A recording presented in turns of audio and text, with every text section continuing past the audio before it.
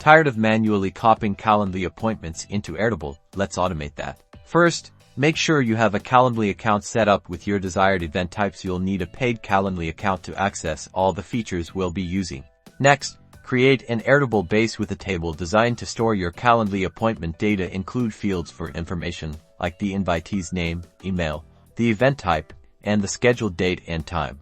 Now, let's head over to Zapier. Click Create Zap and select Calendly as your trigger app. The trigger event will be invitee created. Connect your Calendly account to Zapier and select the specific event type you want to track. This ensures only those events trigger the automation.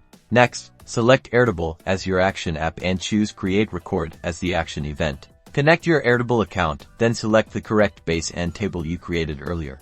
Now for the magic.